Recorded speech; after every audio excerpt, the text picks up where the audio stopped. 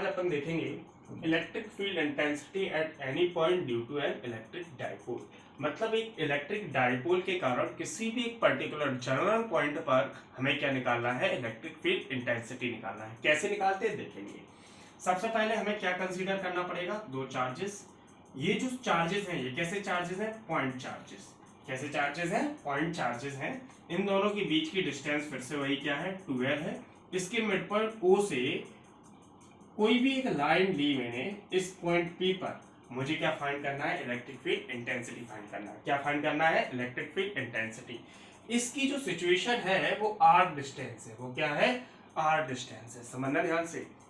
अब समझो ध्यान से, ये जो होता है इलेक्ट्रिक डाइपोल, जो अपना ये होता है, अब ये जो पोजीशन आप देख रहे हैं ये ना तो एक्सियल पोजीशन है और ना ही परपेंडिकुलर बाइसेक्टर पोजीशन है। क्या बोला मैंने, ना तो एक्सियल पोजीशन है। एक्सियल पोजीशन मतलब -q + q को मिलाया और आगे एक्सिस पे फाइंड कर दिया था, पिछले वीडियो में आपने देखा होगा। और ना ही इसकी क्या पोजीशन है बेटा, परपेंडिकुलर। इस एक्सिस को क्या बोलते थे, परपेंडिकुलर बाइसेक्टर। समझे कि नहीं समझे। इसके कारण इलेक्ट्रिक फील्ड इंटेंसिटी क्या निकलती थी, बताओ जरा। 1/4πε0 2p/r3 जब r ग्रेटर देन l हो। और इसके कारण इलेक्ट्रिक फील्ड इंटेंसिटी क्या निकलती थी, कोएक्सियल। सही है कि नहीं है। इसके कारण क्या निकलती थी, 1/4πε0 p/r3। ठीक है ना। अब समझना बेटा ध्यान से, ये जो पोजीशन है ये ना तो ये है और ना ही ये है। समझे कि नहीं समझे। और इलेक्ट्रिक डाइपोल सिस्टम खुद में स्केलर है। इलेक्ट्रिक डाइपोल मोमेंट वेक्टर है, बट इलेक्ट्रिक डाइपोल जो सिस्टम है वो क्या है, स्केलर है। तो हम क्या करते हैं, हम कुछ कंसीडर कर लेते हैं। क्या कंसीडर कर लेते हैं कि मैंने दो इलेक्ट्रिक डाइपोल ये कंसीडर किए। ये मैंने दो इलेक्ट्रिक डाइपोल क्या कर लिए, ये कंसीडर कर लिए। और मैंने क्या मान लिया, इन दोनों इलेक्ट्रिक डाइपोल से मिलकर इन दोनों इलेक्ट्रिक डाइपोल का वेक्टर सम इसके इक्वल होगा। क्या बोला मैंने, इन दोनों इलेक्ट्रिक डाइपोल का जो रिजल्टेंट होगा वो ये वेक्टर होगा। क्लियर समझ में आ रहा है। मैंने क्या माना, ये -q + q मान लिया, ये -q और ये +q मान लिया। समझना ध्यान से। ये पॉइंट O था, ये जो एंगल है ये थीटा है। अगर इस इलेक्ट्रिक डाइपोल मोमेंट का, सॉरी इस इलेक्ट्रिक डाइपोल का इलेक्ट्रिक डाइपोल मोमेंट क्या है, P है, तो P क्या हो जाएगा, रिजॉल्व हो जाएगा। P कैसी क्वांटिटी है, वेक्टर क्वांटिटी है, तो P क्या हो जाएगा, रिजॉल्व हो जाएगा। तो P रिजॉल्व होगा तो इसका जो P बनेगा, जहां एंगल होता है वहां क्या बनेगा, P cos थीटा, और जहां एंगल नहीं है वहां क्या बनेगा, P sin थीटा। क्या बोला मैंने, ये जो रिजॉल्व होगा तो P cos theta P sin theta. ठीक है, ये क्या बनेगा, P cos थीटा और ये क्या बनेगा, P sin थीटा। समझना आप ध्यान से। अब इसकी जो डायरेक्शन है, इसकी डायरेक्शन कैसी होगी, इस तरीके से। यहां क्या बनेगा आपका, E1 बनेगा। ठीक है ना बेटा। और ये क्या है, परपेंडिकुलर है, तो इसकी डायरेक्शन कैसी बनेगी, इस तरीके से। तो ये क्या हो गया, E2। इन दोनों के बीच में एंगल कितना है, 90 डिग्री। सही कि नहीं है।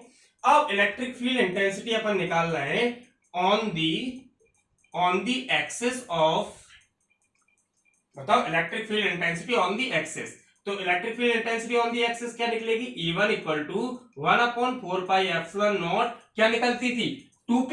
तो p की जगह आप क्या हो जाएगा, p cos थीटा। तो यहां क्या आ जाएगा, 2p cos θ/r3। सही है कि नहीं है। और electric field intensity on the coaxial plane, sorry या फिर इक्वेटोरियल प्लेन।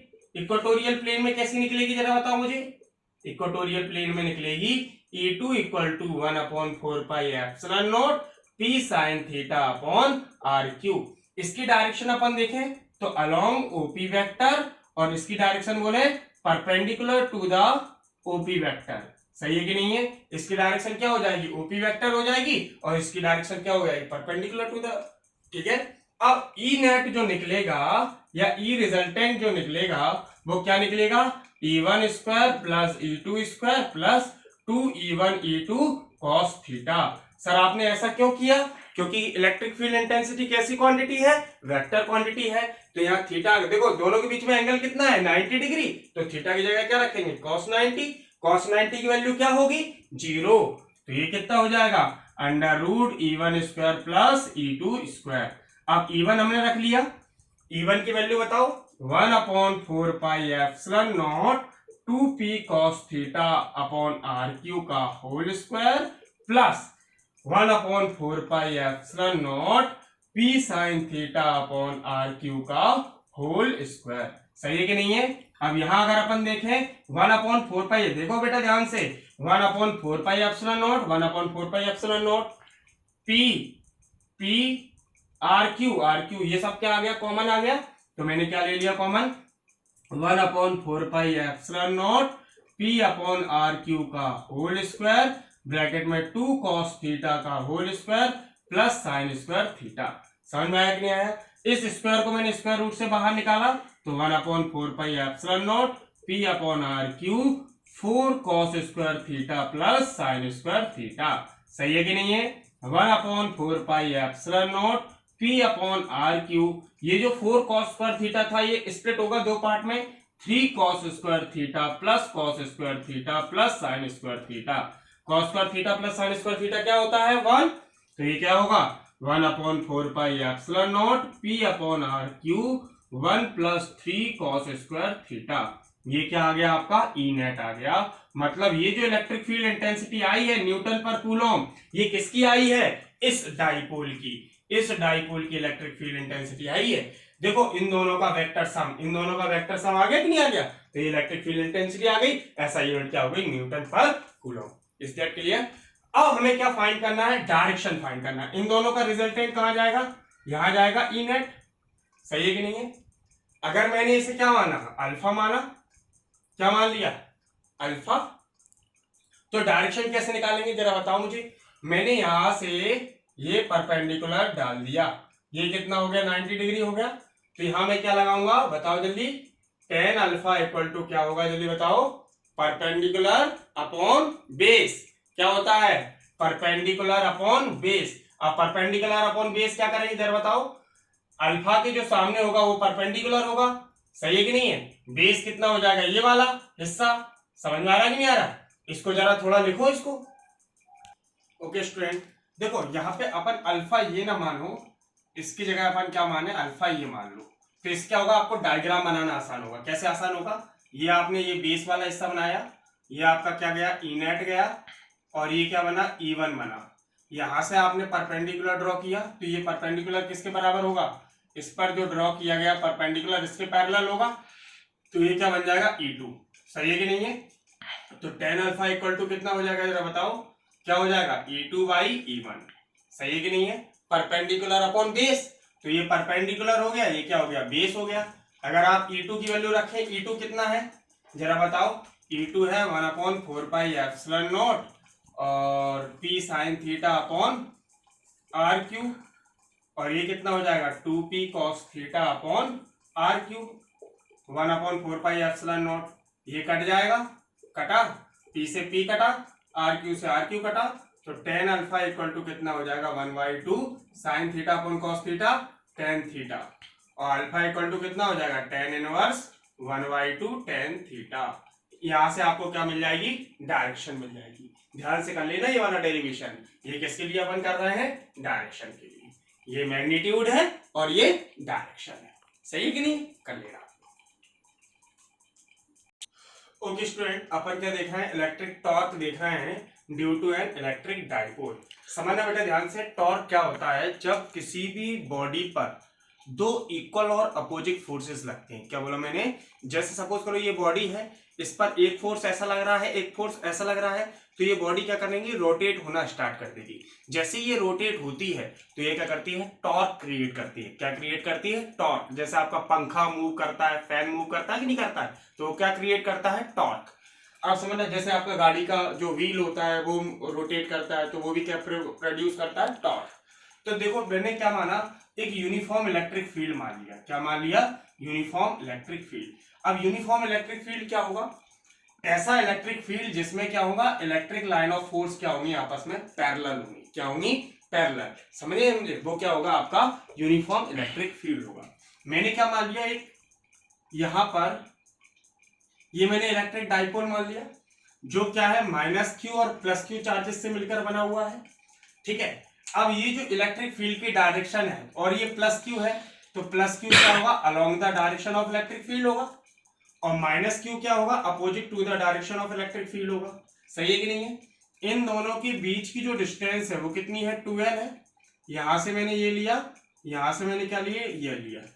ये जो इलेक्ट्रिक लाइन ऑफ फोर्स है और इस डाइपोल का जो एंगल बनना है वो क्या बनना है, थीटा। वो क्या बनना है, थीटा। ये थीटा है, पैरेलल लाइन से, तो ये भी क्या होगा, थीटा होगा। टॉर्क इक्वल टू क्या जानते हैं अपन, टाउ इक्वल टू क्या होता है, any one force into perpendicular distance between the forces, distance between the forces. सही है कि नहीं है। अब मैंने क्या माना, एनी वन फोर्स, क्यूई और क्यूई में से एक कोई फोर्स ले लिया मैंने, क्यूई, और परपेंडिकुलर डिस्टेंस क्या है, सपोज करो मैंने इसे ए बी माना और इसे सी माना, तो परपेंडिकुलर डिस्टेंस ये हुई ना, तो ये अपन ने बी सी लिख लिया। इसे इक्वेशन क्या दे दी, 1 दे दी। In triangle A B C क्या होगा, साइन थीटा इक्वल टू क्या होगा, जरा बताओ मुझे, perpendicular upon hypotenuse, BC upon A B. किसी बच्चे के दिमाग में आया कि सर साइन थीटा ही क्यों लगाया, देखो परपेंडिकुलर हमें चाहिए, हाइपोटेनियस गिवन है, बेस के बारे में तो बात हुई नहीं है। परपेंडिकुलर और हाइपोटेनियस दो ही में आते हैं, एक साइन थीटा और एक कोसेक थीटा, तो हमने किसको यूज किया, साइन थीटा को। किसको यूज किया, sine theta. BC equal to कितना आ जाएगा, A B sine theta, cross multiply हो जाएगा, ये ए बी की वैल्यू कितनी होगी, 12 साइन थीटा, ये क्या आएगा, बीसी आएगा। पुट कर दो value, put the value of BC in equation 1। सही है कि नहीं है। तो ये क्या हो जाएगा, tau equal to QE into 12 sine theta. सही है कि नहीं है। क्यू इंटू 12 कितना होता है जरा बताओ, P इक्वल टू क्या होता है, Q इंटू 12, तो ये कितना हो जाएगा, tau equal to P sine theta. Clear है, ठीक है। अब केस फर्स्ट लिख लो। केस फर्स्ट क्या आएगा जरा बताओ, if theta equal to 90 degree. मैंने क्या मान लिया, जैसे इलेक्ट्रिक लाइन ऑफ फोर्स इस डायरेक्शन में जा रही है और हमने क्या मान लिया, डाइपोल ऐसा मान लिया, तो दोनों के बीच में कितना एंगल बना, 90 डिग्री। मतलब when electric dipole is perpendicular to the dipole is perpendicular to the field, electric field, electric dipole किसके परपेंडिकुलर हो गया, ये जो इलेक्ट्रिक डाइपोल था ये परपेंडिकुलर हो गया किसके, इलेक्ट्रिक फील्ड के, तो थीटा कितना हो गया, 90 डिग्री।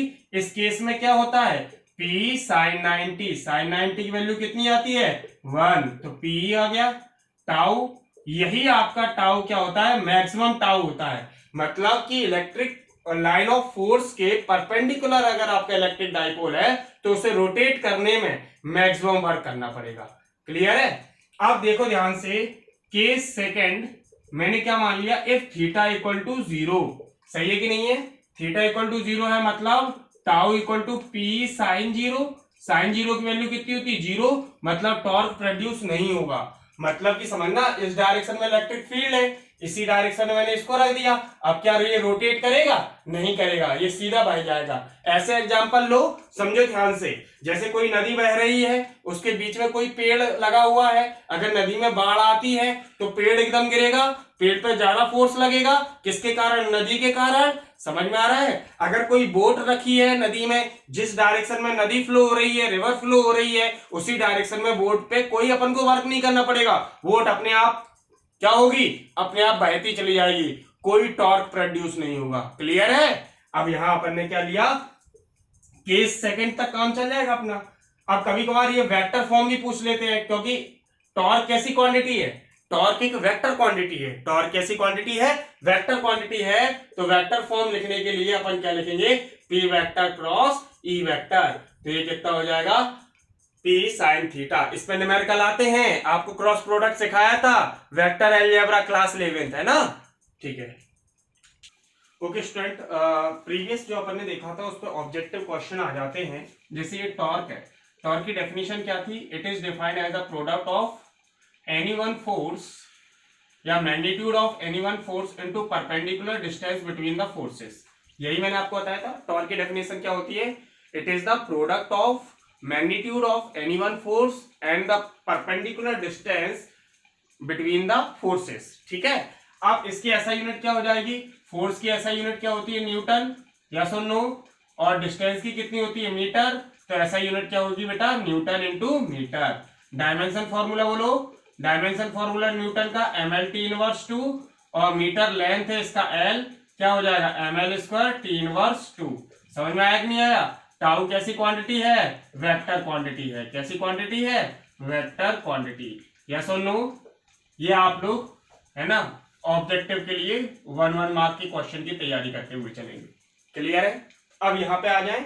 देखो मैंने क्या बताया था, जब ये इलेक्ट्रिक डाइपोल है तो टॉर्क कब प्रोड्यूस हुआ? जब रोटेट हुआ।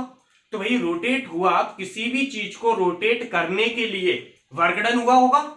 समझना ध्यान से, जैसे आपका फैन है, फैन की मोटर है, मोटर फोर्स लगाती है, फोर्स लगाती किस पर? ब्लेड्स पर, तभी तो ब्लेड क्या करती है? रोटेट करती है। एंगुलर डिस्प्लेसमेंट होता है कि नहीं होता है? तो वर्क डन होता है। इसी तरीके से किसी भी चीज को रोटेट कराने में वर्क डन होगा कि नहीं होगा? तो जो वर्क डन होता है वो वर्क डन कैसे डिफाइन होता है? आपको याद है mechanics, tau into D theta, याद है कि नहीं है? और टाउ की वैल्यू क्या होती है? Tau equal to P sine theta, अभी पढ़ी आपने। तो डी डब्ल्यू इक्वल टू क्या हो जाएगा? P sine theta D theta. कैसे लिखेंगे? Amount of work done, amount of work done in rotating an electric dipole, N electric dipole in an electric field. सही है कि नहीं है? ठीक है बच्चों, आगे बढ़ते हैं। तो P साइन थीटा हो गया। अब समझना बेटा ध्यान से, जब एंगल जीरो था तो वर्कडन, सॉरी, जब एंगल जीरो था तो वर्कडन क्या था? जीरो। भाई टाउ जीरो आया था, याद है? और टाउ अगर जीरो हुआ तो ये जीरो हो जाएगा। जब एंगल जीरो था, याद करो केस। और जब एंगल थीटा था तो वर्कडन कितना हो जाएगा? डब्ल्यू। क्यों? हमें थीटा एंगल तक ही क्या करना है? रोटेट करना है।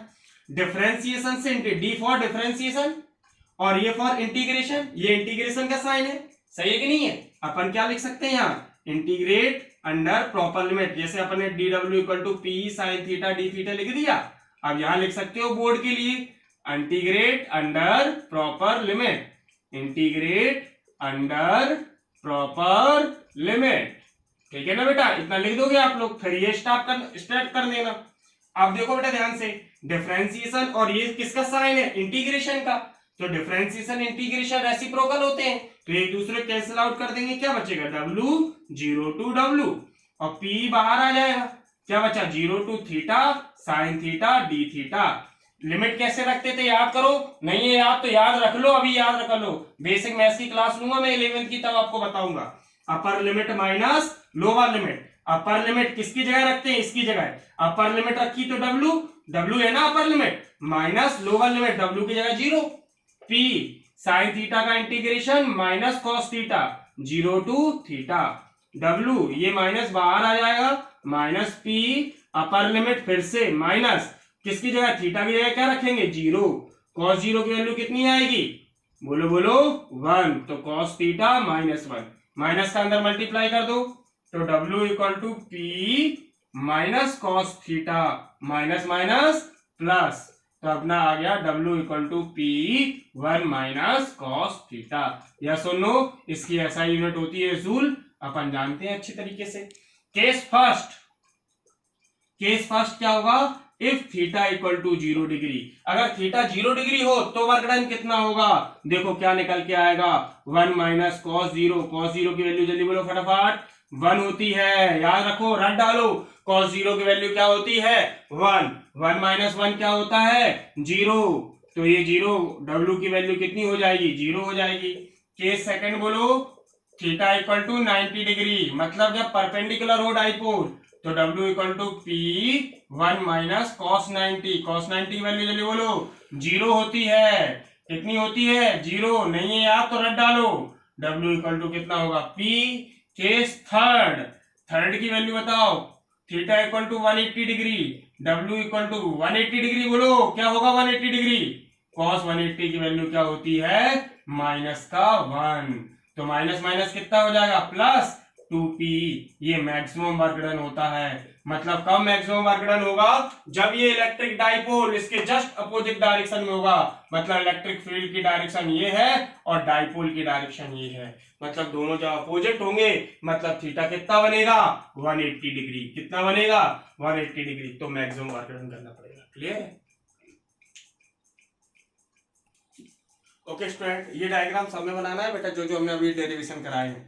अब क्या बोला था, energy required to amount of work done in rotating an electric dipole from standard position theta equal to 90 degree to theta angle is called potential energy. ध्यान समझना, पोटेंशियल एनर्जी क्या होती है, एक होती है स्टैंडर्ड पोजीशन। स्टैंडर्ड पोजीशन मतलब electric dipole क्या हो, perpendicular to the electric field हो, ये perpendicular to the electric field है। अब इस स्टैंडर्ड पोजीशन से जितना हमें वर्क करना पड़ेगा और इस वर्क को करने के लिए थीटा एंगल तक हम रोटेट कर रहे हैं, इस वर्क को करने के लिए जो एनर्जी की रिक्वायरमेंट होती है वो एनर्जी क्या कहलाती है, पोटेंशियल एनर्जी कहलाती है। क्या कहलाती है, पोटेंशियल एनर्जी। समझना बेटा ध्यान से, मैंने क्या बोला, स्टैंडर्ड पोजीशन से थीटा एंगल, स्टैंडर्ड पोजीशन से थीटा एंगल तक किसी भी इलेक्ट्रिक डाइपोल को रोटेट करने के लिए जितनी एनर्जी की रिक्वायरमेंट होती है वो क्या कहलाती है, आपकी पोटेंशियल एनर्जी कहलाती है। अब पोटेंशियल एनर्जी कैसे निकालते हैं, वर्क डन पहले निकालना पड़ेगा, तो D W equal to tau into D theta, tau कितना होगा, P sine theta D theta, वही सारी बातें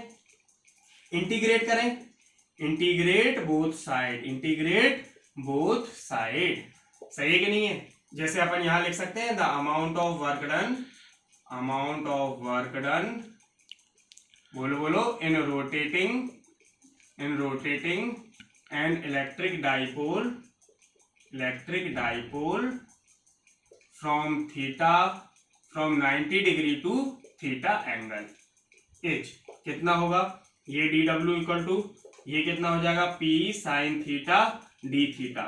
जब स्टैंडर्ड पोजीशन पे था तो वर्क डन क्या था, 0, और जब थीटा एंगल तक रोटेट कर दिया तो वर्क डन कितना हो गया, W। देखें ध्यान से, वही डिफरेंशिएशन से इंटीग्रेशन चला गया, क्या बचा, W, 0 to W, upper limit minus lower limit.